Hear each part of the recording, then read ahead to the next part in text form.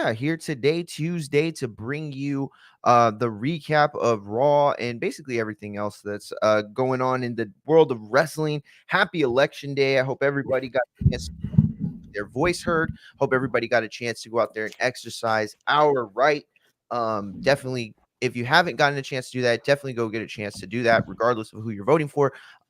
It's just something you definitely should do. But what's going on, Abe? How you doing, man? How's your day been so far?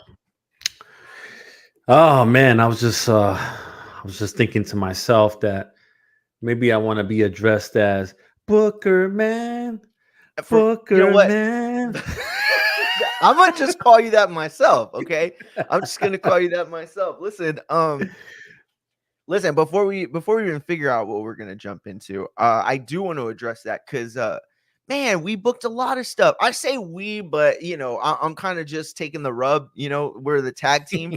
So you could be Sean, I'll be Marty with the, with the glory. But yeah, Priest won. Let's see what else. And Big E, exactly in the way you said that he would start to enter the story. You had said, I think back in the summer, that it would be like a PLE where he's commentating and then he'd say something along the lines of like who was in charge, kind of.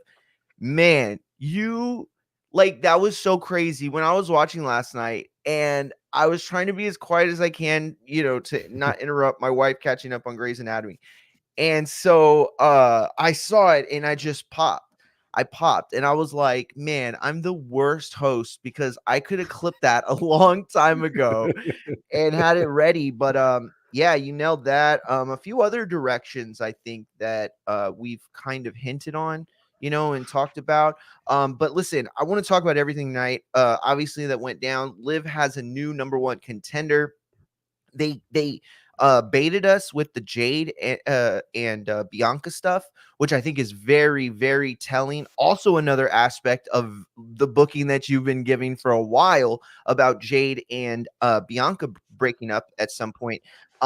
There was the Dom Final Four stuff that happened. I felt like, man, that was just the time that we were going to get Dom as the number one contender, and it did not happen at all. And New Day stuff. There's just so much going on. Wherever you want to start, Abe, wherever you want to start, Booker, man. You know what? Let's start at the top of the hour. The Love it. slap Love it. that was heard around the world, right? Mhm. Um, Bianca slapped Liv Morgan like she owed her some money. And on top of that, I'm trying to figure out who did it better. Who slapped who better? Did Cody slap The Rock better than Bianca slapped Liv Morgan? Nah. I think Mm. Bianca got it. She got the slap of the year.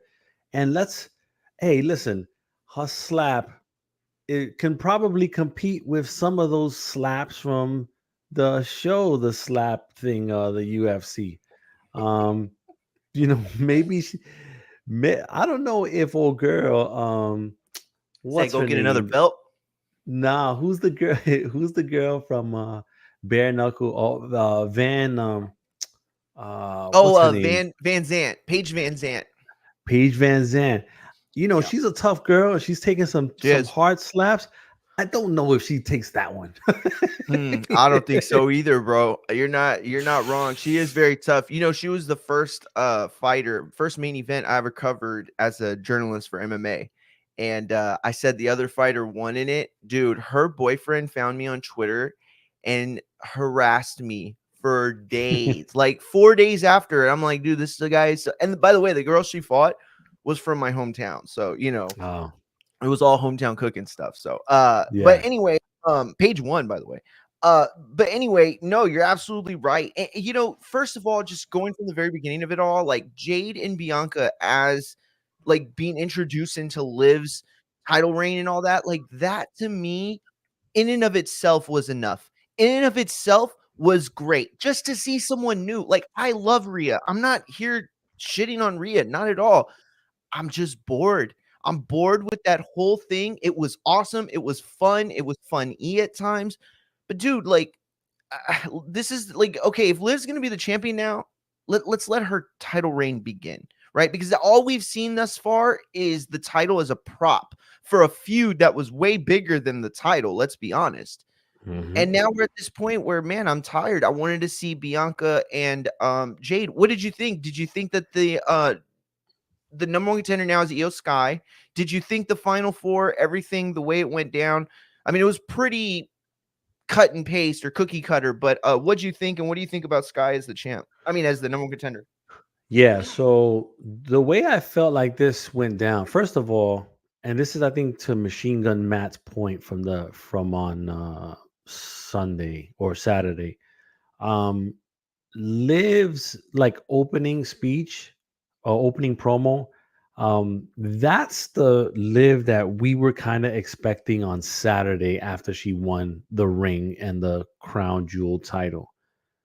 Like we were expecting that nasty heel type of character, but then kind of like lost it. She was all emotional and stuff like that. So we got what we wanted. We just got it on Monday instead of Saturday, which is a little confusing, right? Great point. Um, Great point. but I guess we still got it anyway. I wonder if this was a quick pivot by WWE because of the Rhea injury. Supposedly that's a real injury, and she's going to be out for a little bit. Um, and it was clever in a way where they were able to introduce an angle that people maybe felt like wasn't going to be there, but they introduced it in a way where it was part of another story. So a story within a story. And I thought that was pretty clever that they did that. But I already knew, man. I already knew that.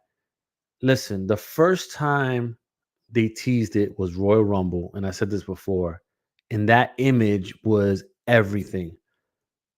There was no way that the WWE wasn't going to go back to that. They just needed to make sure that Jade was ready. And I think that Bianca has mentored her enough to where they feel comfortable to where they can push Jade now because Jade as a babyface sucks. Her natural character is heel. It's written all over her face. She sucks as a babyface, but a heel, oh, she is, she can be the 2024 female version of Rick Rude. 100%. And you're on mute. Yeah, my bad. I was trying to pull this up for you. She I can be love that. Rick. I love that. She Rick can be Rude, the female Rick 2024 Rude. Rick Yes. Rude. Yes. Yes.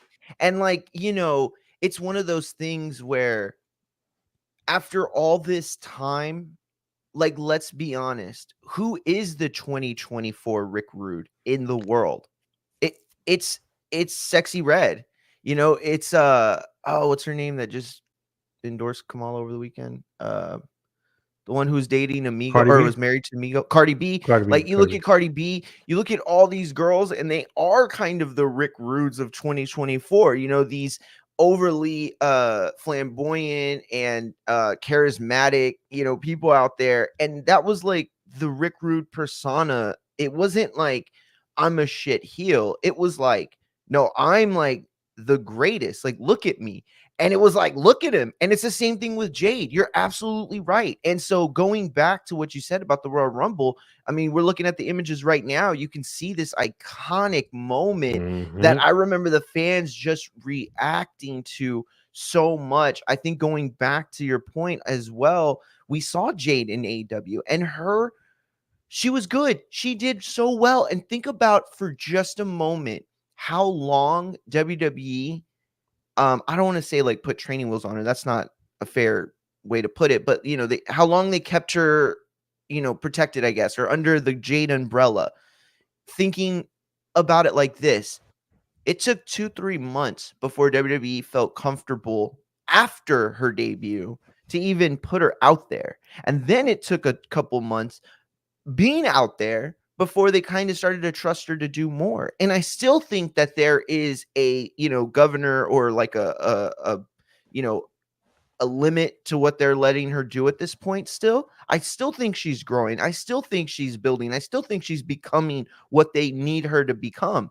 Um and all that said, she was great in AEW already, you know what I mean? But why? Because she played the heel. They wanted her to come in and play face, and I think that is telling more than anything. Because if it's like you could have this person that you're putting all this money into already make an impact, okay? Already make an impact as Jade Cargill, the heel. And they said, no, we want her to come out as a face. We want her to run through the gauntlet. It's kind of like when somebody gets signed as a football player for like a D1 school, with football, and they play like, let's say like, I don't know, safety. They're going to have him go out there and try wide receiver, depending on his, metrics, or kick return, or, kick off, or whatever. Like, all I'm saying is developing the versatility, even if her future is as a heel, it helps to develop the wrestling mind that we know she doesn't have. I'm not saying that, in an ugly way,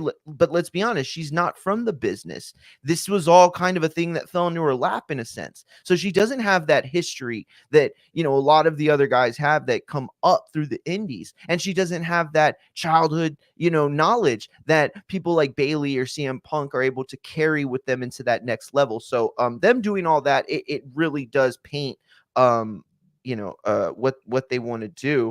And let me ask you Go ahead. this though. In her situation, I think that WWE, or would you agree that WWE took her going face first, no pun, um, because with her being a baby face or being a heel means working more than being a baby face. Wait, what do you mean? Say that again. So with her character and even in wrestling stuff, in ring stuff, would you say that her being a heel would require her to work more than her being a baby face? Yes. Yes. It would Which it is would take. Go ahead. I'm sorry. which is why they went that route. Yeah, absolutely.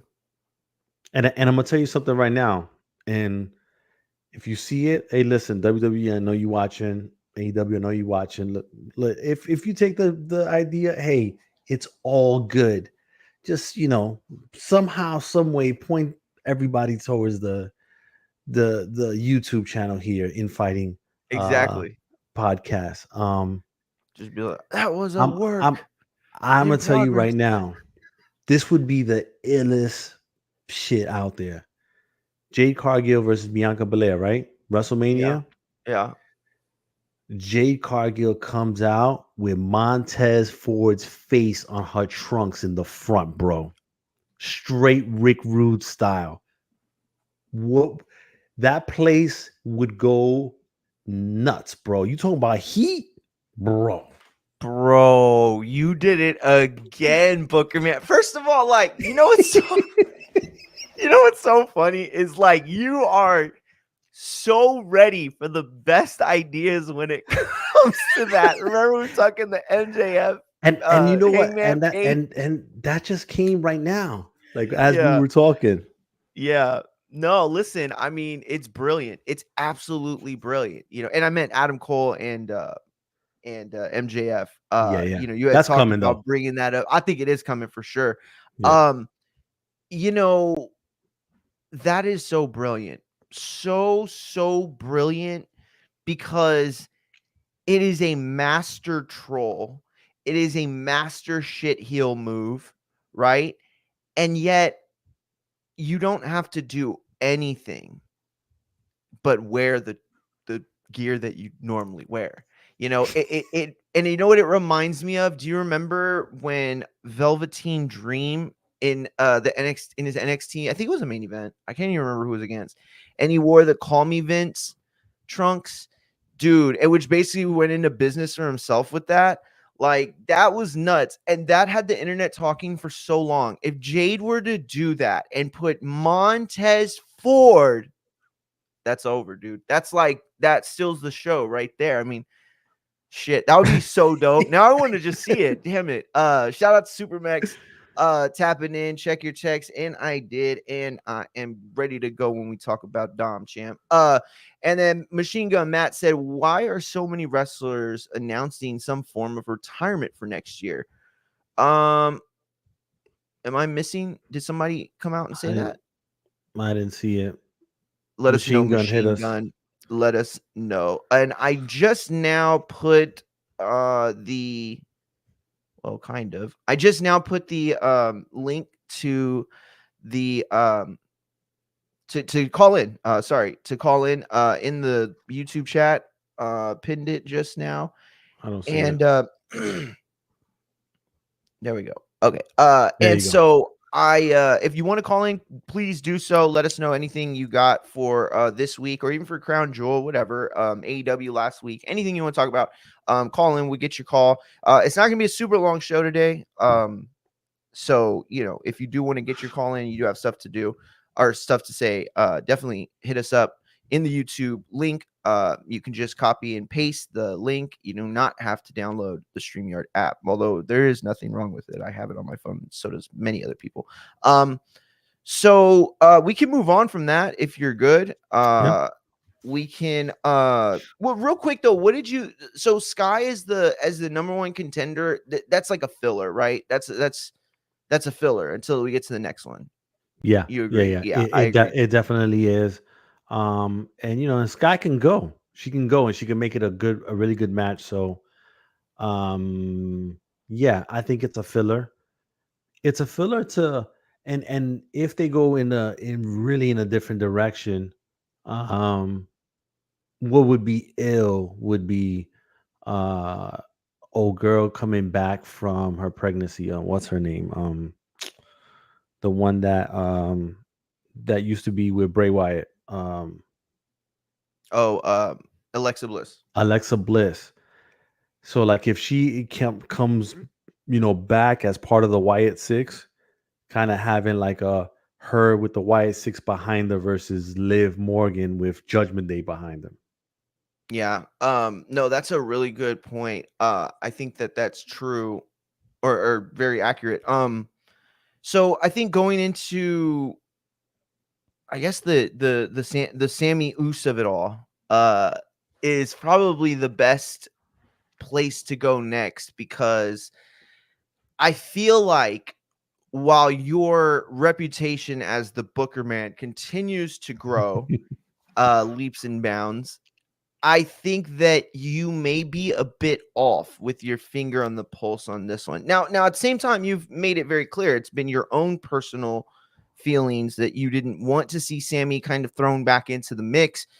And honestly, like I understood what you were saying, and there was a part of me that felt very much in agreement with you. I think that the only thing that made me stray from your side of it is knowing that they're not going to do anything real with Sammy. Like I love Sami Zayn. I think he is one of the most talented wrestlers pound for pound on the planet. And I think he is the master of, hey, go out there and do this and getting it over in some way, shape, or form. They loved him. Now I understand where we were at, and I understand that crowd was always going to be hot for him. And by the way, I mean, I don't know about the rest of y'all, and you can call me soft, you can call me whatever you want. I don't give a shit. There's nothing that tugs at the heartstrings more for me in these crown jewel Saudi shows than seeing Sammy out there. After everything that took place, and we don't have to get into it with Sammy and on the non persona grata list, he gets over there and gets the biggest pop. He did his first opening in Arabic, the promo opening in Arabic, and the crowd just lost it. I mean, it was just awesome to see. It really is. Especially if you understand the context of it all. That said though, man, it seems like the live crowds are super hot for this OG Bloodline reunion. Abe, what do you think? What do you think you're seeing? Yeah. I listen, I'm with Matt, Oh, man. I Matt's told you, comment. I'm not rocking with it, bro. Like I don't care for it. I don't care for it. Because it's old news. Nah, it's just that for me, like it was cool when they did it for that spot, Mm-hmm. but bringing Sammy back into the fold, it doesn't work for me, brother. It does not work for me. I'm sorry. I'm just it doesn't work for me as much as it didn't work for me for your boy to go back. Your boy that was in WWE, and I told them they needed to send him back to NXT with the hair coming down on the Oh, side. Pete Dunne. Pete Dunne, yeah. It just Damn, doesn't he work. gives you Pete Dunne vibes. No, it's just that it just doesn't work for the story, man. And for Pete Dunne, he just didn't work for the main roster. But what I'm saying is, um, it just it's not That it's, was rough. it's not Okay, connecting, man. tell me what or okay, because I agree, but I don't want to like influence anything here. What doesn't work for you? Why is Sammy disconnected from this story for you? Because they made a hard pivot when they haven't even finished developing the the storyline of the it almost feels like they're about to be done with the bloodline storyline. What? Like they're bringing in Sammy. The shit is gonna get watered down, and then everybody's gonna all, their separate ways or whatever the case may be. I feel like there was still meat on that bone, and you didn't need Sammy to do anything to it. Yeah, I get that. I get that. See, okay, so like here's why it doesn't work for me, right? If you're Sami Zayn and you think of the way that he kind of naturally progressed in the storyline originally, it all worked, because it was all kind of like it was gamesmanship between the bloodline in a lot of ways, and Sammy was used as a prop piece, and it worked. Now it's like, well, you and Sam, okay, so like if I were to be like sitting with Sammy, right, like just say he was here and we were having this conversation, I'd be like, wait, so why did you go out and help Jay like that? Oh, well, why weren't y'all watching each other's back like the last couple of months? Like, I mean, y'all gave each other daps, and sure, you'd help each other when y'all were getting clicked in with the bloodline, but ultimately, it just like, what's your why? Why? Because y'all both were the first outcasts of the bloodline? Because y'all both were the first ones to get the eerie eye of Roman? Like, that's what I'm trying to say is like, if you were to go that route and make it a thing where Sammy is the one kind of keeping Jay from the family, and then there was like this internal struggle between, I don't know, Jay's rebellion and Roman's authority, right? And Sammy as a crux in between that to me would work so well. But this feels like it was like, hey, let's make Solo the leader of the bloodline for the whole summer, regardless of what anyone thinks. And they're just like booing him out the building, like, no, we're going to keep doing this. We're going to keep doing this. And it was like, okay, well, now how do we save it? Let's bring everything that they loved about the bloodline back together, and that'll fix everything. It's like, no, that doesn't work. It's the same thing that Marvel, and DC think that they can do, where it's like, well, we'll just pepper in some of the stuff that we know they like with all the shit that's already built. No, it doesn't work that way. Like, you have to give us storylines that we connect to, because right now there's no reason for me to cheer Sammy. Other than he's out there and getting airtime, and that's never a good reason to cheer your favorite guy. Shout out And to oh, go ahead. look, I got three things on that. Go ahead. Right, one, I feel like the WWE is putting a pin on the storyline, and Sammy's the pin, just putting a pin on it because The Rock is doing what he's doing, Man, and then that's a great point. and they're not ready to take it to the next level. Sure. Second thing is, to Supermax's point, it could very easily and quickly turn into Wolfpack NWO type stuff. Mm, Very really? easily, you Yeah, know. I get that vibe too. And the third thing is, um, if you were going to inject Sammy, the one opportunity you had to do it and to do it right, and it would have made sense, was for him to kick Jay in the face with that chair on Saturday. That was the one opportunity they had, because that heel turn in that moment would have blew up the internet, Mm, and they missed yeah. it. Yeah, no, you're absolutely right. It definitely would have blown up the internet. Gonna get to some of these comments real quick. Shout out to Matt. We were talking about, who else is potentially retiring, and he gave us the list here. So it said, he said Cena, Goldberg, Danielson, Goldust, along with Edge and AJ Styles are rumored to retire next year. Fascinating. Very, very, very, very fascinating. What is it about 2025 on the verge of two of the most major media distribution deals in the history of wrestling? Okay, because I hadn't said this on the show, and I'm sure it's going to piss Supermax off, so that's why I'm going to say it now. AEW is the second biggest North American um, wrestling promotion of all time with that deal signed. It's as simple as that. Okay, so all this talk about like, AEW and their ratings versus WWE and all that, wrestling is at its highest popularity in forever since Attitude Era days. Okay. Um, that's just good. That's just good. It doesn't matter, who it is. So I have all these guys essentially saying, hey, you know, we don't want that check anymore. You know what it is? I think they want that good check. You know what I'm saying? That Undertaker, Mick Foley, that, all we got to do is come out on outside of Gorilla, wave the hand, and then collect the check type of thing. You know what I mean? And all Well, these are guys that would get that kind of contract with WWE. well, AJ Styles is hurt for real. Like they're saying that that's a career-ending injury. Wait, what? Yeah, Since when? yeah, that leg injury that he had. Yeah, I heard, but when was it possibly Yeah, career ending? he said it himself. Like no How did I like miss that? kayfabe shit. Yeah, he went on X, I Whoa, think, and he was just like, that could be it.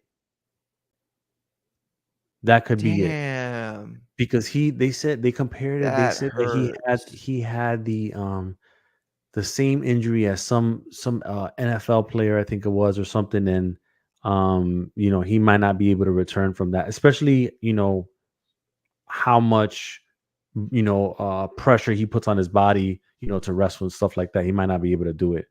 Damn, Eh, that's really hard. Thanks for breaking my heart today, guys. Damn, that yeah, sucks, dude. Edge. I don't even care who wins the election tonight. No, I'm just playing. I didn't hear about Edge. I mean, we all kind of figured I didn't either. Danielson, because he's got a family, man. You know what I mean? And I don't think he wants to be doing this anymore. He's cashing in the last check. Goldust, I think Goldust more than anybody is gonna be part of creative somewhere. You think so? Yeah, yeah, I think he's he gonna be part deserves of it. creative somewhere. I think he And deserves then it. Cena, his movie stuff is ramping up. I mean, they had the little strike, but that wasn't gonna last forever. And his movie stuff is ramping up. He's got Great project point. after project after project. And then Goldberg, I think Goldberg knows that he's milked the cow as much as he could have You think so? I think on he's this a guy second who wave. thinks there's always milk left in that truck or Well, tea. not as a performer, but as Oh, okay, okay, okay. meet and Got it, got it, greets and got all it. that. He can do that, but as a performer, like he's milked that already.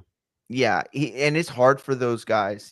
I love Bret Hart. Everybody knows this, and it's hard for guys like Bret, like Bill, who kind of buy into the kayfabe of it more than most. Hmm. And because what it feels like is like you feel like that hero, to your kids, to the kids watching you all around the world, and the grown men like me who get really hurt when they hear AJ Styles is done. And all of that, it's like I mean, that could be tough, that could be like midlife crisis stuff where it's like the thing that made you that superhero in everybody's eyes, including your own, and you got to give it up. It's like you have to admit to yourself, I'm at this point in my life as a man, and I have to get this next chapter. He's just a guy that I thought would have been like 65, 75, spearing people. You know what I mean? Like, not well. Don't get me wrong. It would look like Vince McMahon getting stunned at WrestleMania. But And yeah, anyway. and speaking of events, real quick, Oh, they I s- know. Oh, God. they said his non compete ends in January, and there's rumors that he's starting an entertainment company and potentially a new wrestling company. Bro, what is going on with that man in the back? I want to know, like, if you put a camera in Vince's life, I would pay $100 a month to access that feed every day, dude. what is going on with that old man? He is just like not ready to just, Nah. and you know, you hear about people like this all the time. Like, you know, you read stuff or you hear stuff and you're like, oh, you know, Walt Disney did this or Steve Jobs was like that, you know, and you don't ever really think of Vince in that kind of circle because those things that those people built help the entire world, right? Whereas Vince helped the wrestling world in that way, only. But you know, he is a creative genius in a lot of ways. Whether you like him or not, it doesn't matter. He is a creative genius, and what he did, that takes a certain type of brain. So, you know, if that brain feels like, I'll never forget when my uncle told me, I had asked him if he was going to retire. I was really young, and he was like, you know, Mario, everybody I know that is retired has passed away. Like, it was within like 6 months or something like that. And I heard that obviously more and more as I grew up. So it's like a situation where you never, you know, want to, oh shit. Damn it. Oh, never mind. I thought we went down. I hate this new StreamYard shit. Yeah, and I'm gonna tell you, I agree with that because I recently retired, and Yeah. yeah, if you don't stay busy, man, like I could see it. Yeah, no, and you're doing exactly what, you know, my uncle said was the key to it all, was Mm. staying busy for stuff that matters to you, you know? Yep. So back to the comments, Machine Gun Matt said SAWFT soft equals Mario for Sammy. LOL. That's hilarious. Yes. Uh Nothing Sami Zayn does works for me, says Supermex, who also said he can continue to put Knoxville over at spot shows. Dude, that was messed up, Mex. Let me tell you why that's messed up. Because that wasn't just a fair comment that you made. It was also hater because you know that Knoxville match was awesome. It worked in so many ways as a comedy match. I'm not saying it was, you know, Brett Owen. I'm just saying that it was good for what it was. Like, you know what it was? It was like Raquel, I mean, I'm sorry, Green and Piper Niven or Dewdrop, right? In the match this weekend at Crown Jewel. No, they didn't steal the show. No, they didn't put on a, you know, 5-star match, but they played their position well, and those moments got over. Same thing with Johnny Knoxville. And before you go to the next comment, yesterday on this day was the infamous Brian Pillman. He's got a gun. Was it? Anniversary. Wow. Yeah. Yeah, yeah, Shout yeah. out. So Shout yeah, out. Wow, that's definitely. crazy, man. That Wow. shit would I never just fly today. Hell no, bro. Yo, I was living in Laredo at the time as a kid, and my dad was just like, "What Yeah. the You know what I mean? Like, and this was like pre-cartel Laredo, right? This was like Yeah. not the Laredo that people And, you'd and come to and the know. fact that Pillman wanted to use a real gun at the Oh, time, I and Stone know. Cold was like, "Hell no." No. Oh, I would have been the same way, bro. Oh I've been man. like, big dog, you ain't, yo, Shout shout out, out. bro. Shout out. Yo, real quick, Matt said, I still believe here soon that KO will attack Sammy before War Games, taking him out the match. You know, that's fine, and that's not bad booking at all. At all. It's just like, then why did you put Sammy in the first place? It would make me upset to see that. Not because it doesn't make any sense, but because it's like everything you did up until this point was for nothing. You know what I mean? And I certainly don't want to see KO get involved in the bloodline stuff anymore. I think it's smart to end the angle soon, Mex says. And then going off the comment earlier, you always leave them wanting more. Don't milk this thing dry and turn it into a 4 horseman or an NWO. Absolutely right. You had made a comment on that too as well. Matt said Sammy was that extra push at first to keep the bloodline story going, but he doesn't seem to naturally fit. I There you I go. think that's what it is more than anything. I think people don't like the way that the outside influence is influencing what's going on internally, right? Like there are still debuts that people are hoping they're going to see by the time this whole thing ends, right? And yeah, The big exactly. man. You know, the big man. And I think that putting Sammy in that place is kind of unfair to him, you know what I mean? To be like, oh, everybody's waiting for these guys, but nope, here you go, it's Sammy again. Um, but anyway, let me see. Yeah, that ankle injury is worse than we thought. That was a retirement. Let me see. I'm trying to catch up to where it was. Bill Goldberg will always outdraw Bret Hart. That is all. Thank you. Mex is a hater, and we knew that. Machine Gun Matt said, it's like they said, man, Vince went out kicking and screaming no matter what. And it's true, and he's not lying. Rumor has it that there's still claw marks on the door of his office.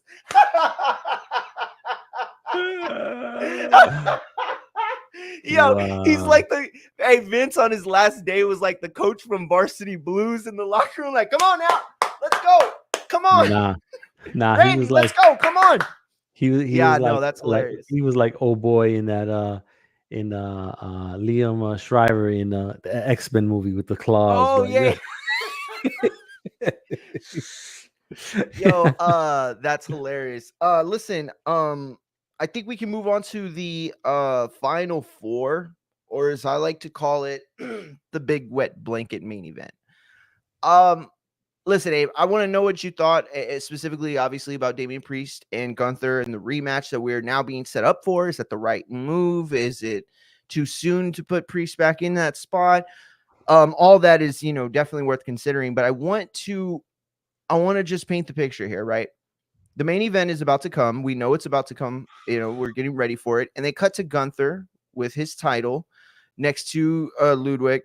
And Kaiser starts, doing the whole shtick and, talking shit and basically making like heel excuses why they lost. And then Gunther's like, no, stop, in a very like face kind of way, which was confusing. And then they asked him about the main event, right? A 4-way between Seth, Sheamus, Dom, and Priest to determine the number one contender.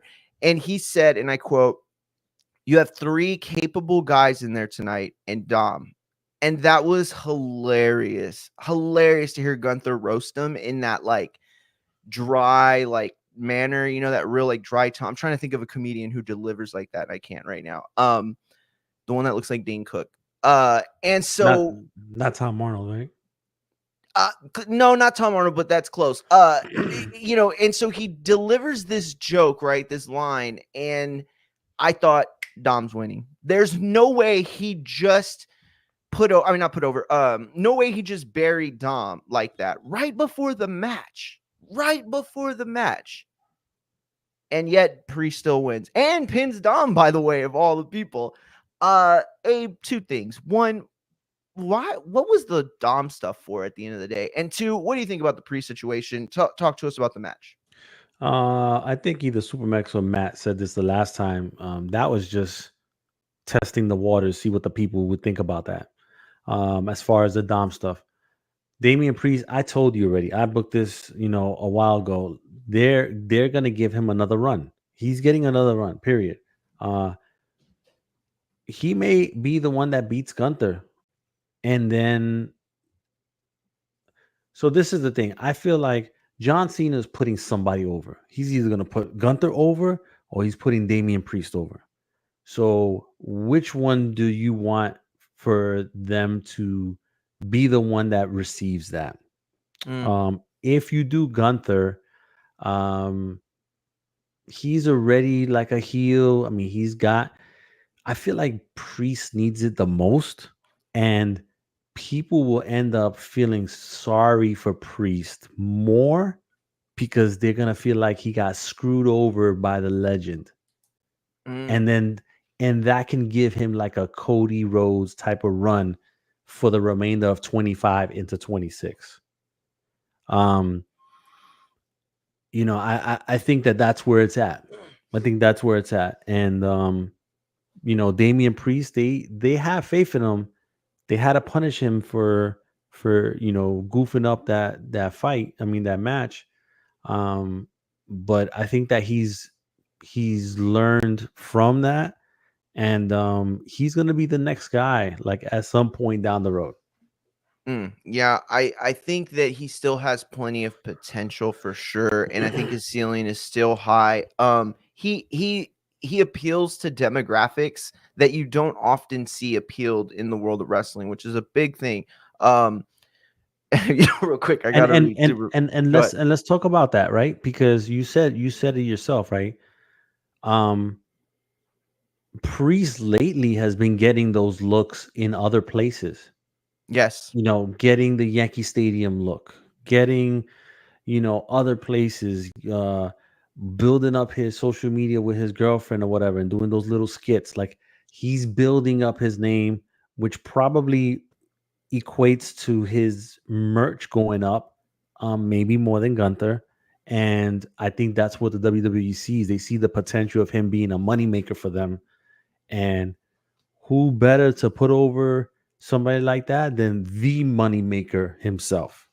Yeah, that's a fair point. It's a very, very fair point. Real quick, I do want to read Supermax's chat. He said, in response to Sammy and Johnny Knoxville spot at Mania, you're right there. It was good for what it was. It gave me and my kids a bathroom break at Mania. So kudos to Sammy for that. Hilarious. Matt said justice for Dom. Yeah, man. Listen, I think that ultimately, um, there was a lot of different ways you could go, right? I think the problem right now is that it hasn't been that long since this era's had two belts again, right? We had one belt for a really kind of long time, and now we're back to two belts. And how do you book them, equally or whatever, week to week? Um, for Gunther, right? Putting him in this priest match, I don't know, man. I just feel like, Liv had Rhea for so long. Bailey and Nia did their thing forever. All these title feuds seem to be in the same kind of mode, and it's like drag out mode a little bit. I don't want to see a different champion every week or every month. I'm not suggesting that, nor am I suggesting, people have like month-long feuds and that's it. What I am saying is that it needs to be a variety, right? There has to be something different in not each avenue, but at least in, sections. You know what I mean? Like, this part of the card is going to get these kinds of bookings, this kinds of card is going to get that, right? But ultimately, I just feel like we're trying to put Gunther in these positions where we can elevate his reign or look for the next guy, because I'm not saying they're not happy, but look what happened at Crown Jewel. Okay, just for a second, Abe. Dude, Gunther and Cody put on a great match. It really was a good quality match. And it really didn't resonate with people. It really didn't. So many people online are like, it was boring, and Because they're it was casuals. because it wasn't in But Memphis. exactly. Like, where they're used to watching it. Hell yeah. No, and that's what I'm saying. It's like you see this thing, kind of like drag out, and I just don't know if seeing a repeat of any sort of title match at this point. Like, we need new blood pumped in. The pop that Jade and them got at the very beginning, even thinking they were going to hover around the orbit of the title, was big enough, right? Dom, listen, it might not have been the right time for Dom, okay? Still justice for Dom, though, but it might not have been the right time. That's fair. That's a fair argument that I would listen to and possibly agree with. But you cannot deny the excitement, the ground swell that started when just the idea of Dom becoming champ or getting a title match. There were people that were really, really excited, including, by the way, Supermex, whose Latino cheat shirt came in. I'm gonna show it here in just a second. But And, hey, go Matt said it, man. It was too wrestling. Yeah, it was too wrestling. He said it, and he was absolutely right. He said it on Saturday too, and I remember Hmm. thinking, you know what, that makes more sense than we're even giving it credit for. Do you agree with Matt's point from earlier though, Abe? He said, I disagree with whoever has. Oh, I disagree. Whoever has the World Heavyweight Championship is doing the job for Super Cena, brother. Do you think that that's true? Do you think whoever has the title heading into 2025 is eventually losing it to Cena? I mean, I said that. It's But just which one makes more sense and who will benefit from the loss better.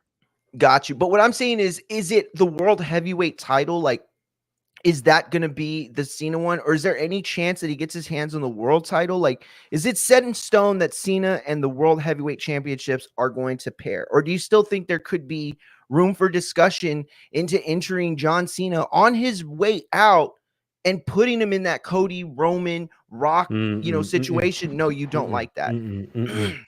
No, because he can still have the top belt without it being the top belt, if that makes sense. Then the illusion of it being the top belt, but it really isn't the top belt, right? Which is the Gunther belt. And so I think that that's you gotta if you can do it for Cena, you have to do it on the lesser of the two, which is the Gunther title. I hear what you're saying, and I'm not disagreeing with you at all. What you're saying is very logical, but I will say that from a wrestling fan standpoint and watching products over the last decade or so, um, it seems like every time we get in this position where we have these wrestlers come into a promotion after some time and we think of these fantasy matches that we don't ever get. If Punk is supposed to be the best in the world, right? That was his gimmick, that was his whole thing. Wouldn't he have been wanting to like test himself against Roman Reigns?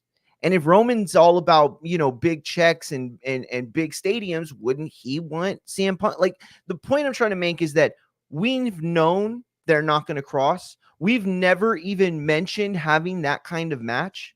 We have just basically started booking from the very beginning. Like, we knew there had to be two separate realms in WWE, the Punk and whatever he's doing realm, and the top of the card with Roman Reigns and whatever he's doing. And never were the two to have met, right?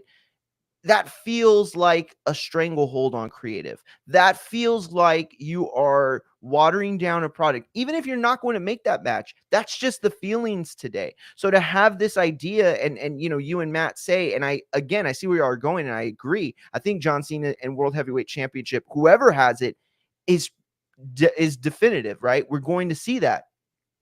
But I don't know. I don't know. I mean, we're never going to get a chance to see Cena and Roman again, or Punk and Roman ever. You know what I mean? Like, so I don't know. Why not do some of these huge matches that would be like the biggest things on the card?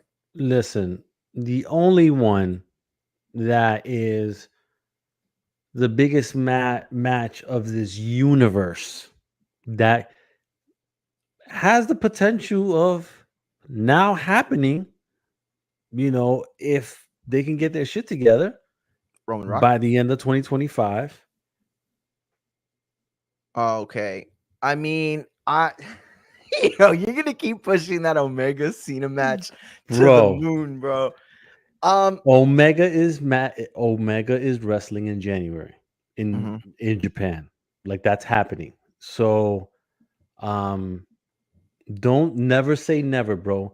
Because I'm gonna tell you right now, if you don't think that Kenny Omega for 1 second has thought about the idea of wrestling John Cena right before he goes on his way out, Mm. then people fooled. Because I'm telling you right now, he's been thinking about that for a long time. And now that he knows that Cena's about to be out, it's the biggest match that you can possibly make.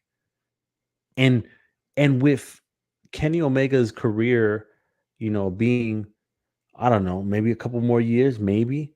Like, who else is he gonna have that type of match where he can say that he hit the zenith of his career?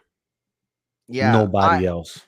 but see, it's like boxing, Abe. When people come and they're like, "Oh, why wouldn't Kid Austin and Tank want to wrestle?" Like, and this is a bad example, but it's like you're thinking of like the one side where it's like, yes, this is everything to a Kid Austin. But if you're Tank, and I'm not saying John Cena doesn't value Kenny Omega, not at all. I'm sure John Cena has also thought about what it would be like to be in the ring with Kenny Omega. From my standpoint, I'm thinking about it of like, okay, if you're the two people that have to agree to make this happen, it's Triple H, right? Or let's just say Triple H represented, and then it's Tony Khan. Maybe I Tony Khan. If he's not on contract. Because let's Oh, remember that yeah. he's got to Wow. fulfill the couple of months that he was injured, which is added on the back end. But after that, he doesn't have a new deal. At least not what's Yo, but reported. okay, you're breaking my mind because you're not just saying having like this TNA WWE like one night deal or a couple week deal. You're talking about him signing with WWE to wrestle John Cena. Or just doing a one-off. He would be done with AEW if he did that. Because right? let me ask you this. No, not necessarily. Let me ask you this. In his deal, he's able to wrestle in these other promotions because it probably says that he can do that, right? Sure. Only reason why he probably hasn't done the WWE part is because two reasons. One, he knows how Tony would feel about that, and two, he knows that the WWE would want some sort of commitment. Um, but I think that if you really want to send off John like at the top, this is the one you do. Like you make the exception. This is it right here. This is the one that you do.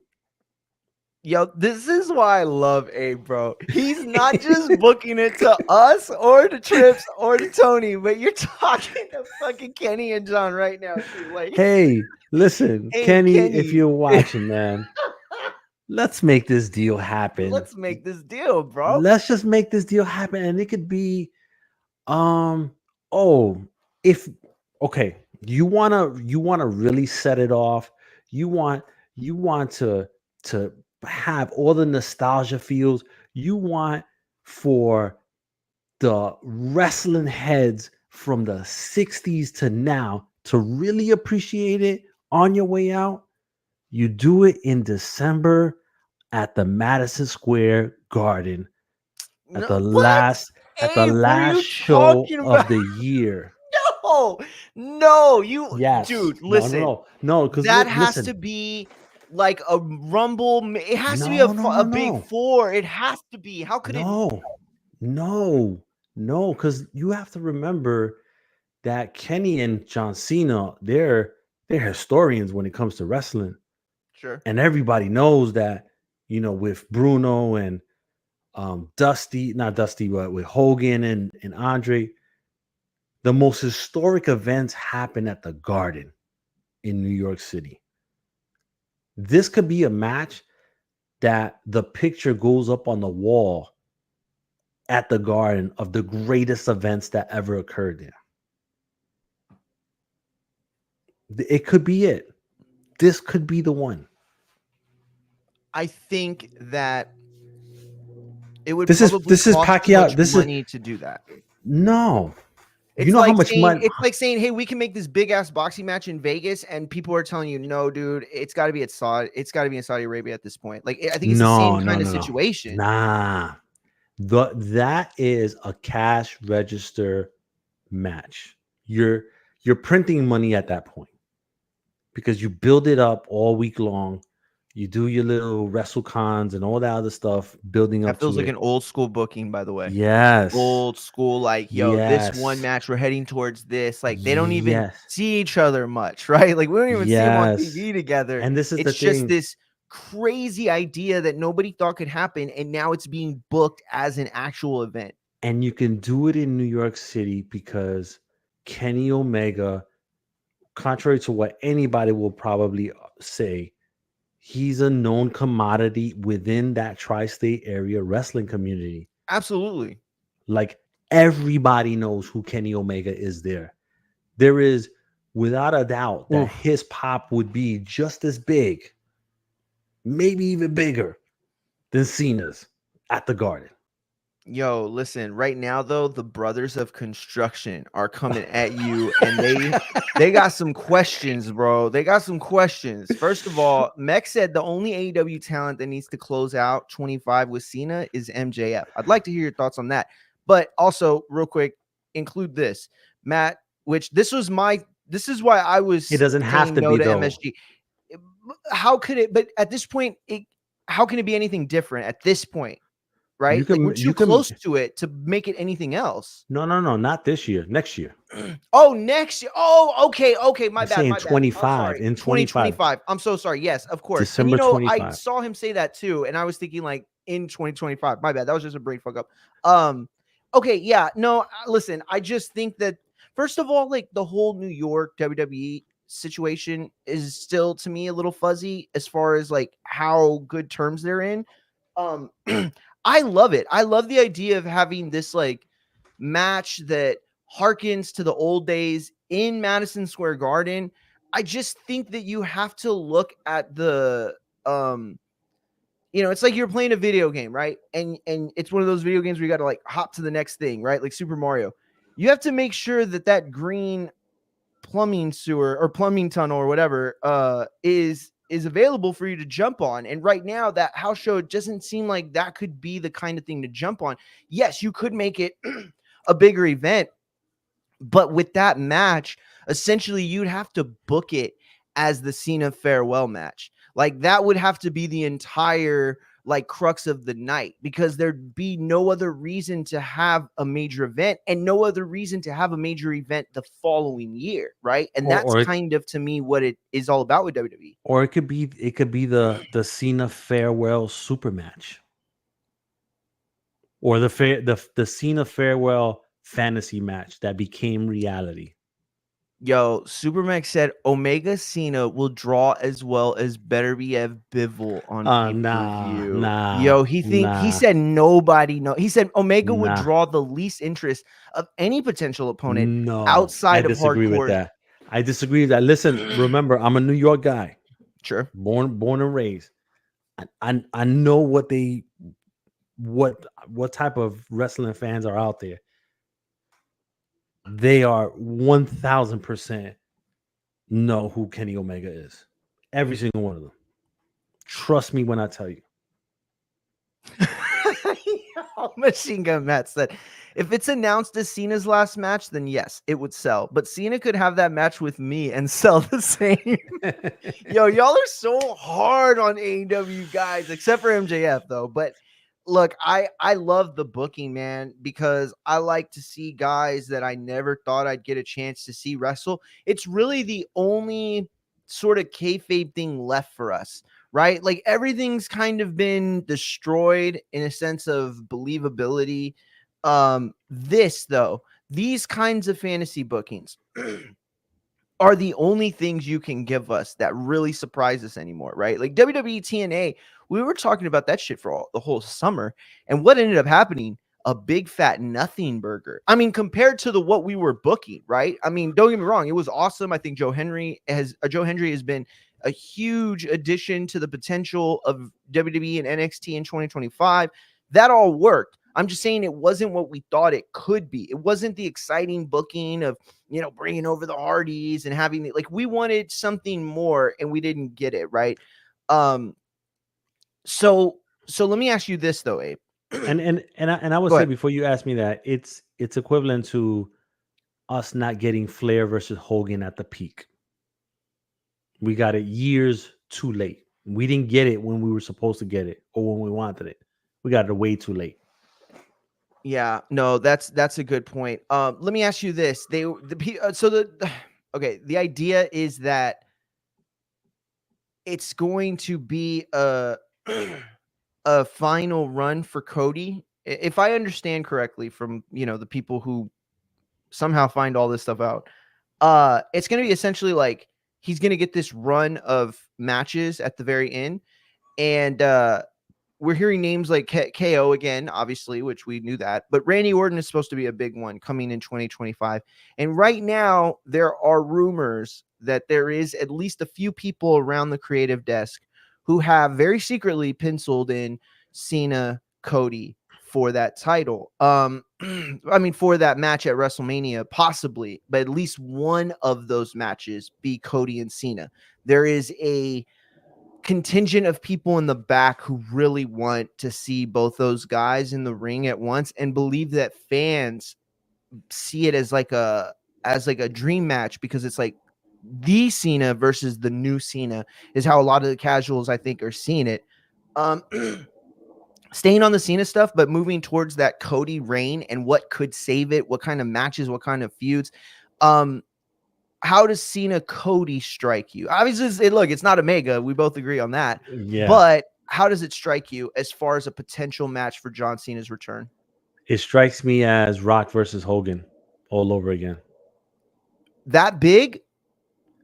No, um Limited? that comparison. So, Oh, okay, okay. you know, former legend versus up and coming star or current star. And but I don't I don't know if it would get the reaction that that match got because Hogan is Hogan, right? And so it may. Um, I don't know. Like,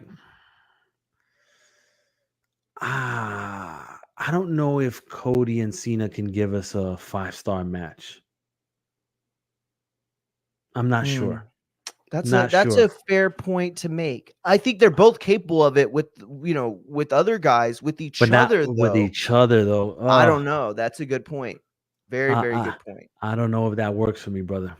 Yeah, Cody's kind of adopted that similar style too, where it's not like a 5 move of doom or anything like that, but it is a it's meant to like hark back to the old days where somebody hit that move, right? That was their signature move, and got that pop. And that's kind of the same, style that he does.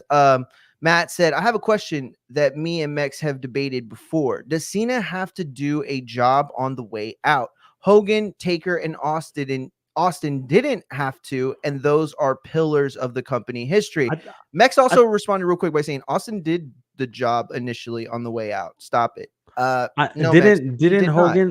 Hogan do the job? Because I thought that Rock match was his last match, or did he have another one after that? No, I I thought think that he had another one after that, didn't he? I thought that was his last match, but I could be wrong. Let me check. I could be wrong. Um, But listen, I think that he he doesn't have to do anything. But Cena, being the old school type that he is, he's gonna want to do that on the way out because he knows that that is the appropriate way of doing it. got you, got you. Randy Orton was Hogan's last match in 2006, part of the Legend Killer stuff. I totally forgot about that. Um, Yeah. Wait, let me see. Okay. If you come back and wrestle and call it your last match, no, he didn't. Oh, that's Matt response. yeah. The Rock ain't gonna do the job either.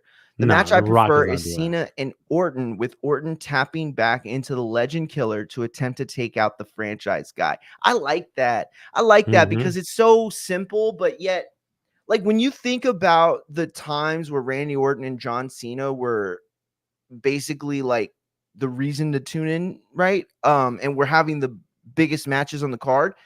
It was kind of the worst time, like in wrestling at that time. Like it had really diluted, and just things became repetitive, and it was a weird time. And I think though what happens is fans forget about some of the best aspects of those times, right? Because there were great, moments and matches and reigns and runs. Um, Giving them that justice, or not justice, that's the wrong word, giving them those flowers and having them kind of relive that match is really cool to me. I think, it's something they could do well, but it's a tightrope because you could get to the other side, achieve it, and people be like, oh my God, thank God we got that legend versus legend match. And then it could also be like 25 minutes of just dud. You know what I mean? Like they could absolutely do that as And well. remember, Cena's not gonna do anything risky because he's got movies and stuff that he's got to do. So it's gonna Yeah, be I a agree. carefully orchestrated match. Let me ask you real quick, just based off of your knowledge or based off of your opinion, do you think John Cena has it to become a bigger star from a Hollywood perspective than The Rock? Um, I think that he can, but not in the way that you're thinking. Okay. How do you think he He's achieves it? not going to be the action star. Really? I think that his lane, he's found his lane, which is that borderline, like dry comedy type of roles, comedy/comedy roles. Um, and he's probably like a Kevin Hart movie away from doing those type of Yeah, good numbers. call. Good call. Yeah, I Now, think you're so right. is he ever going to be like bigger than The Rock? Probably not. Will he get like close to The Rock? I would say so if he stays in that lane, like the peacemaker type of lane. Like he stays Yes, in good that call. lane. He Good stays in that call. You're lane, or right. the I think it was like The Babysitter or The Parents or something like that movie where, just The comedy Triple H? stuff like Oh, where he the what? The Cena one? That Yeah, movie? yeah, yeah. Yeah, yeah.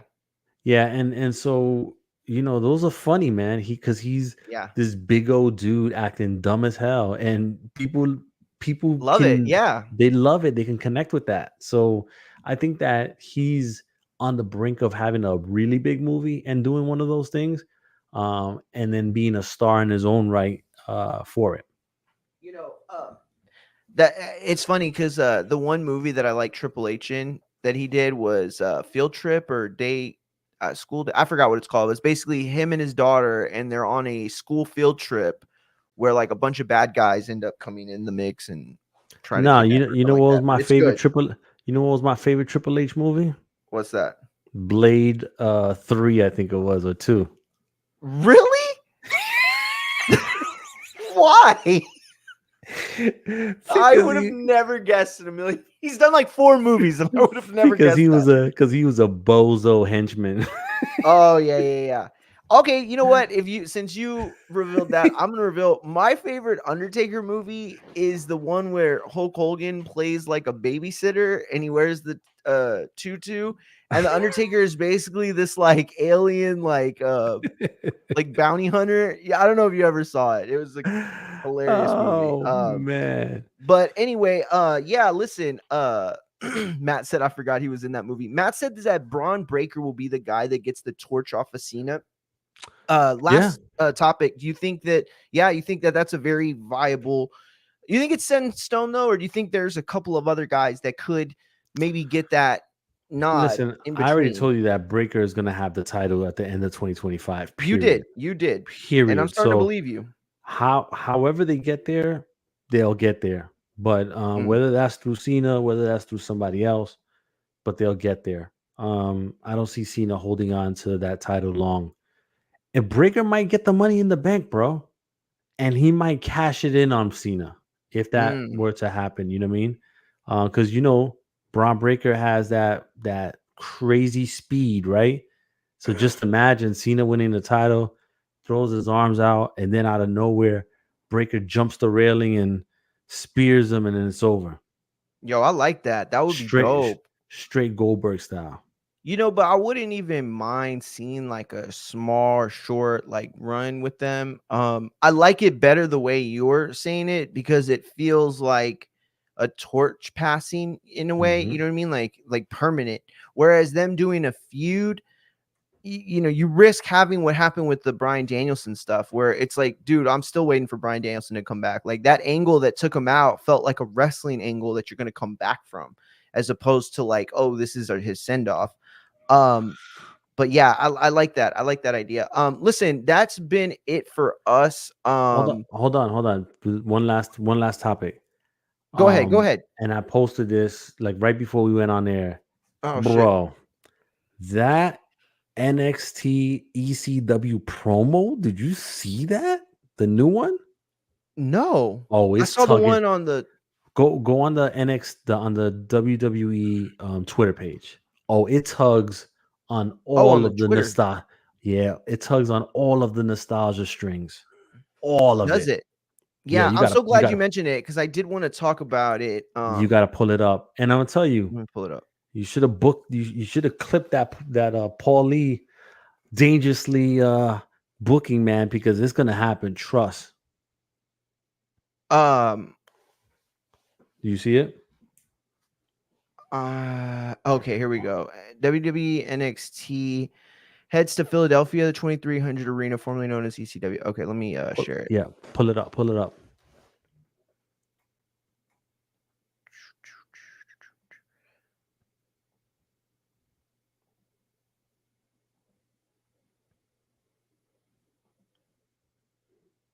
Okay, here we go. Here we go. Here we go. Bring it up. There you go. Hit the play button. I think it's on mute. Let me see. Yep, it's on mute somehow. No, I hear it. Oh, you do? Yeah. I don't hear it for some reason.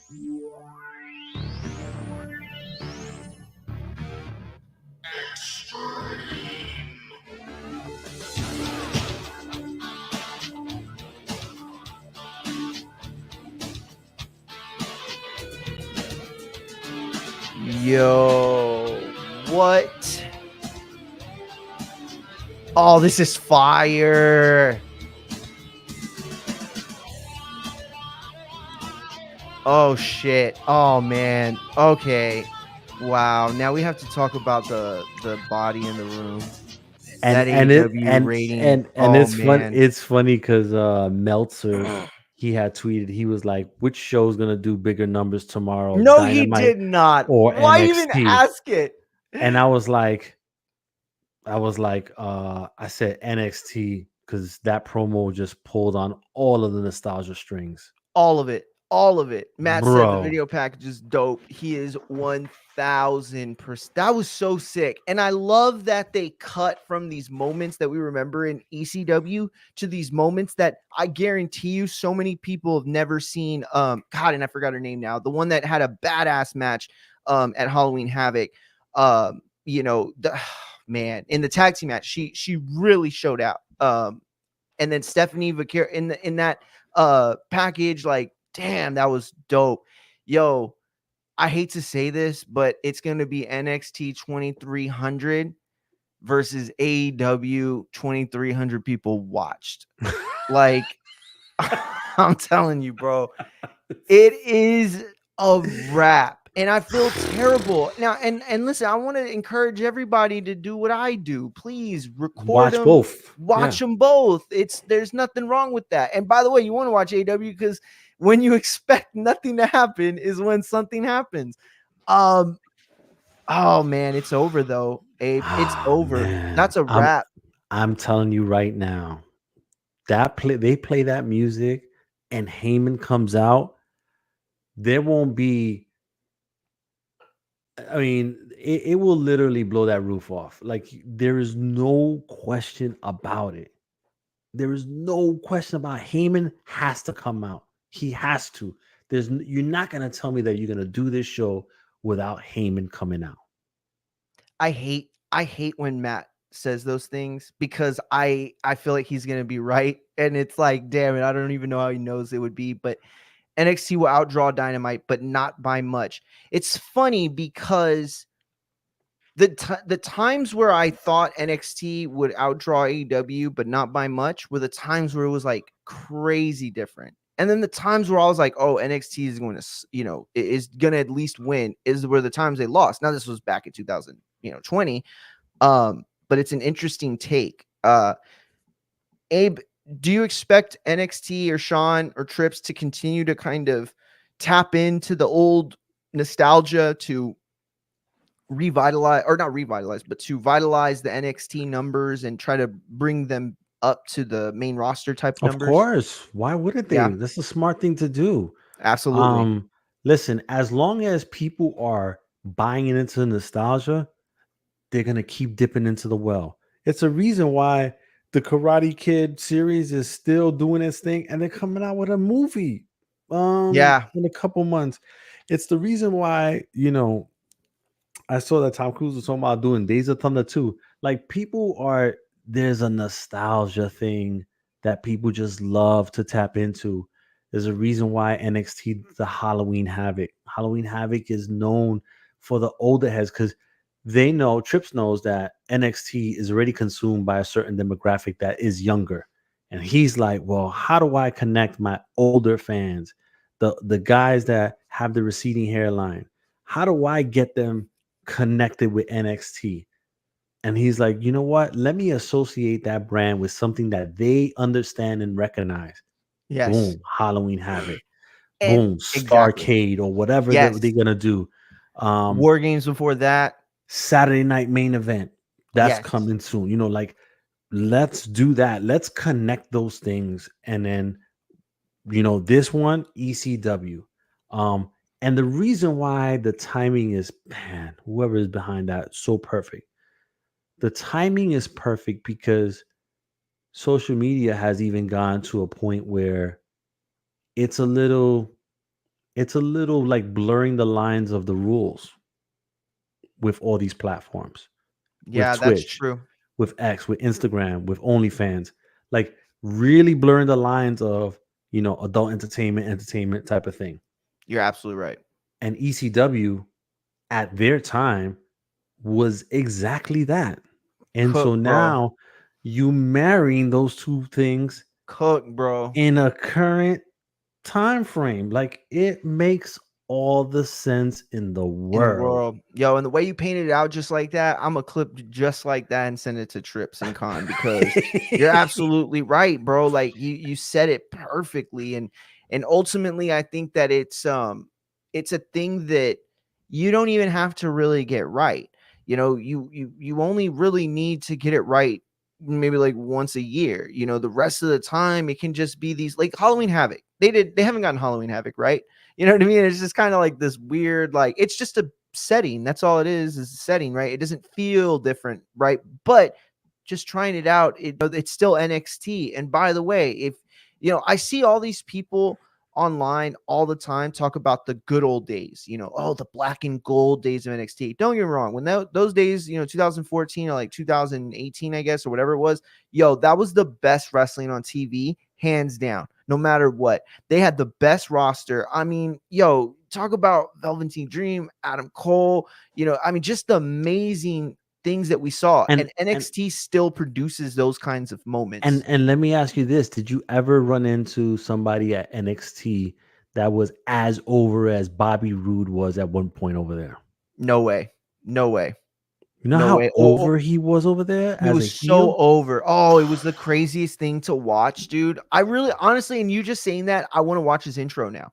I want to Let me watch an intro of him let me from NXT now because it let me was tell you amazing. let me tell you something. One of the NXT takeovers, I think Orlando, where they had the two chicks playing the piano intro to his Oh my god, intro, that was bro. fire. Who did he wrestle Nakamura, or who did It he might have wrestle been that night? Nakamura. It I might think have it been was. Nakamura. Yo, that like made me realize all that wrestling could do Hmm. to bring that level up. If you've never seen that Rick Rude intro, The Bobby oh Roode, man, Bobby it Roode, yeah. gives. I mean, Bobby Roode. Thank you, Bobby Roode. You know, I used to think that was his son forever in TNA. I was like, oh, they looked alike to me. I don't care what anybody says; they looked alike. It was just this thing where you saw it, and when you saw it, it was like, this is not a developmental program at all.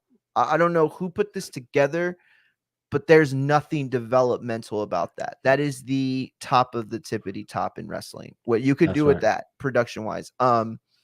Yeah, real quick, get into the yo, Matt, I gotta read this guy. He said, and this was a response to NXT versus AEW. He said, yeah, who don't want to see that Moxley and Orange Cassidy angle play out? When we said watch both, yo, that was so messed up. He said, I wish the Houston Um, Texans would have tapped into their fan base and trade for a fucking offensive lineman. Hell yeah, you're right. And I wish the Titans would stop being bitches and give them the Oilers logo. You don't think there is a chance of some of that fan base having a fool me once mindset after the WWE ECW experiment? That's no, a fair question, Abe. That's a not fair at question. A lot of not people hate WWE based off of what they did to ECW. not in Philadelphia, and not in that arena. Oh yeah, no way. If they would have done it like in a Philly, like convention center, whatever, maybe Yeah. 2300 arena specifically. ECW arena, yeah. Nah, nah, I, nah, I no I'm way. glad Matt brought that point in because I didn't think of that too many times because I love ECW so much. Too many times I just my mind completely. It's like my brain's trying to protect me, and so it like gives me amnesia for all the stuff that was Stephanie McMahon branded ECW, like even CM Punk stuff. That was the better stuff of that era is just like unwatchable for me. And So I'm gonna tell you, you want to talk about a rub? If they do what I said that I think they should do, it will pop the that place crazy. Aside from Heyman showing up, having a backstage segment where Heyman runs into Roman Reigns at the 2300 arena, that would be huge. They or have to do or it. God. or if Roman comes out, because remember that could almost be identical to Cena walking into the 2300 arena for the first time.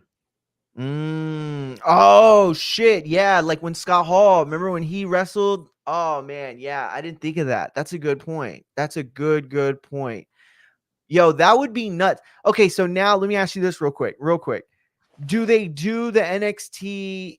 CW setup that we're, come to see, and that they need to establish as a weekly brand? Or for this Wednesday and this Wednesday only, do we see that brick cut out with the NXT logo, maybe even like taped over the ECW, like real like hood like style, you know what I mean? Like just guerrilla shit, like we got to get it done. Or is it all the glitz and glam with just the ECW name attached to it? No, I think they it's some form of kind of like both a little bit. Yeah, yeah, yeah. And I'm gonna I tell you like right that. now, somebody's coming in that arena with a sign that says, "If Paul Heyman doesn't show up, we riot." We riot, yo, and they would riot for sure. Oh man, and I think Matt told us the other last week that Paul was in Gorilla. Or Yeah, maybe it yeah. was Mex that told us. One of them told us that Matt. I think Matt Matt, was. right? Yeah. Yeah, he told us that Paul was in Gorilla. And one thing I've heard, I haven't been covering the wrestling beat for a very long time, right?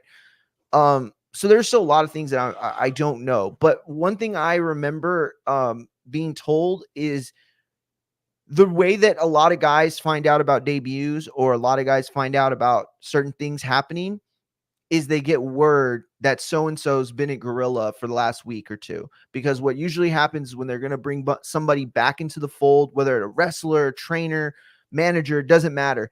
They always have them essentially come back to work and get into the work groove, right? All the things you got to do in the back. And then a couple weeks later, a week later, whatever the program or whatever occurs. So that's how a lot of guys on the beat get there.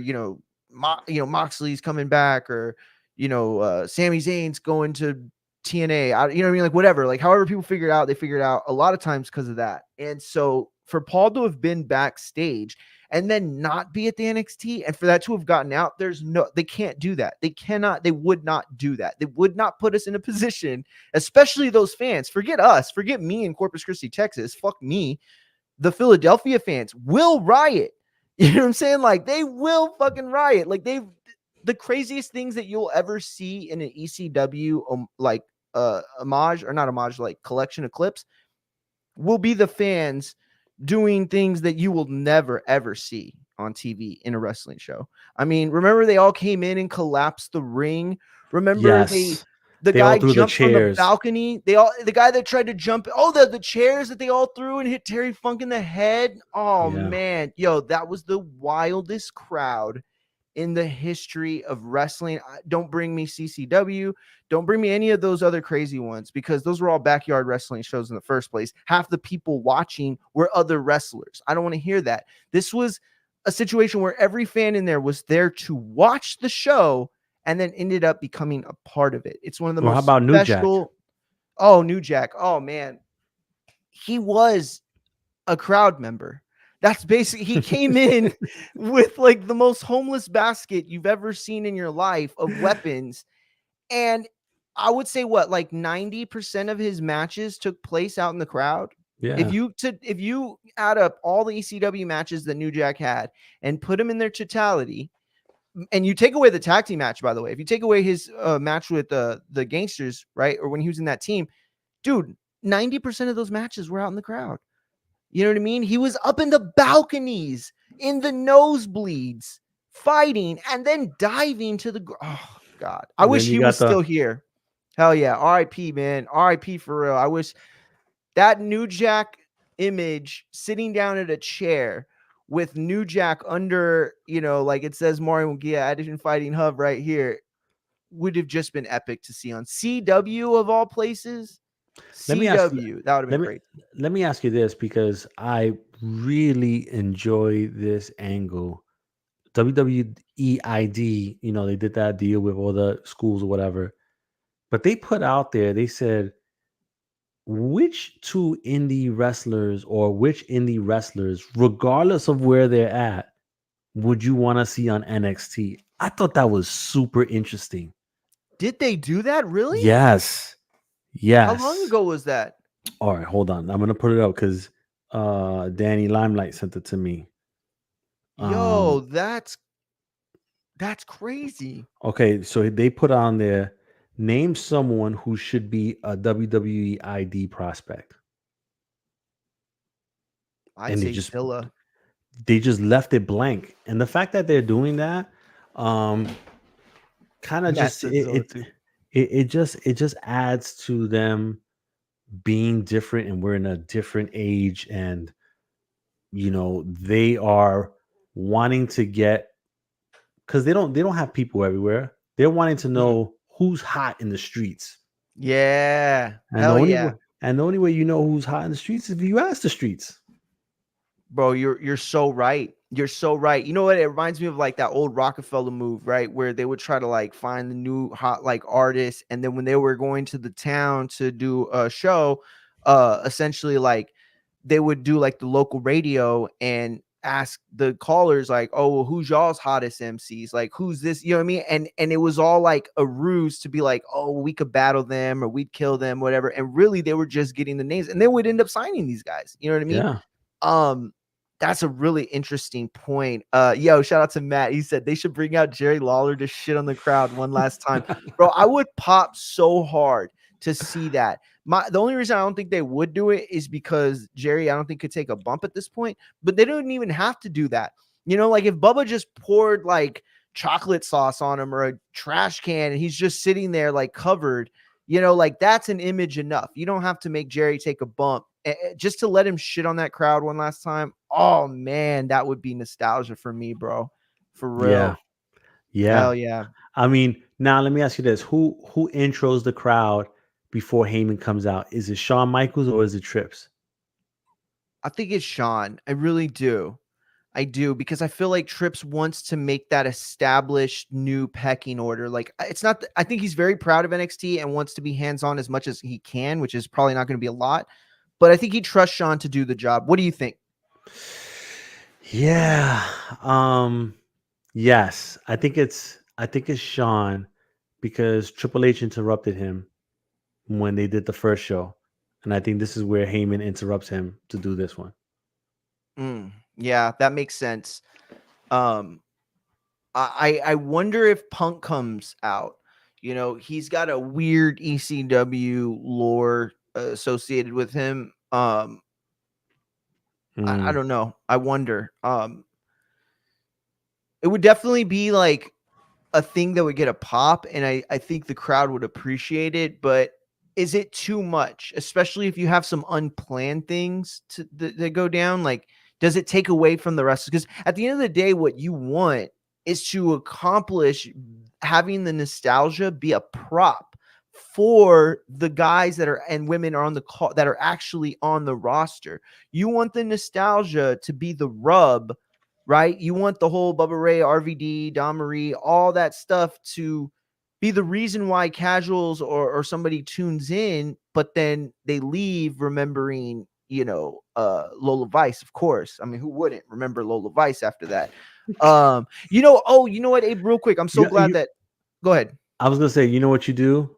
You have, in that ECW match, that street fight, Yes. you have Sandman sitting in the crowd with a hoodie on, and then he throws the Oh, cane. Then he throws the cane stick to the wrestler. They use it, and then poof, pop, that beer can, that's it. done. You know Yeah, what, dude? Okay. No, now I gotta say this. Now I gotta say this. Listen, that's what you do. yeah, How you just booked it is how you book the whole show. You don't have to have like these separate parts. You could just introduce these little moments that are pops. You know what I mean? Like I don't know, maybe even what's his name from the main event last week could hit like a RVD style frog splash where he like sells the injured, because it's and that always was so brilliant. RVD was like one of the first people that I ever saw that sold the move himself because it's like he's hitting you, yes, but he's also taking the bump, brilliant, brilliant stuff from everybody back then. But while we're still here, I wanted to ask you because I didn't get a chance on Saturday. The cuts. What did you think of Baron Corbin and Indy Hartwell? Also Tegan Knox was released as well. Were those names surprising to you at all? Do you think that we see them pop up? If so, which one of them pop up in a new promotion like AEW maybe? Yeah, no, I'm not surprised. I think that it's like the NFL, salary cap casualty. I think that we're going to see a little bit of that trimming of the fat on these companies, on these rosters, to kind of go into the new year and see what we got, type of thing. Um, I wouldn't be surprised they show up at TNA, somewhere like TNA, uh, Ring of Honor, something like that. Um, I don't know if they do the AEW move, maybe New Japan. So they're just not big enough names. They'll get a job somewhere if they want it, but I don't. Who knows? They might come back to the WWE later on, but right now, I think they signed to like a TNA or something and stay busy. Yeah, I think that you're right. I do think that listen, the move, if you're a wrestler on a main roster somewhere like WWE, NXT, AW, whatever, even TNA, whatever, you have to know that one of the best things that can happen at this point is being released. Now, I don't want to say that in a weird way where I'm trying to be like stay positive, like not at all. What I am saying is that you get over more when you come back. It's just always been the case. There's never been a situation where a mark doesn't, suckle at that nostalgia tea, and they will suckle all the time, all the way. Baron Corbin will not be remembered super positively by fans for all the great work he did in terms of being a heel or face. He had some good moments for sure, but he wasn't like the most over wrestler, and he wasn't super great between the ropes. That said, let him be gone for 18 months, bring him back, and ask yourself if he gets a pop. He's going to get a pop. It's one of the cheapest pops, but it's one of the most effective pops. And if you use it right and you strategize in that downtime, and we don't even have to call it downtime, there's rejuvenation time, you could become something more than that. Um, the one I was surprised about, oh, thank you. The one I was surprised about was Indy Hartwell. I felt like they had just started to kind of tap into what she could do. Tegan Knox, too, I think is talented as well. I just felt like all three of them were just a level below where WWE needed them and where they were going to use them. Like if Tegan Knox was just this new upstart that they brought in, dude, she'd be getting a crazy push because she's ahead of where that would be, but she's no longer that new upstart. She won a title. Like, what are we even talking about? Mm-hmm. And she just wasn't where they needed her. But I fully believe she could be a person who leaves, gets some experience somewhere, comes back, and is an even bigger star. Baron Corbin, on the other hand, I don't know. He would have to make some crazy changes to his character and the way he you know, performs it, I guess. But His presentation has to turn. He needs to change his whole presentation. actually, that's what I was trying to say. Thank you. You said it way better.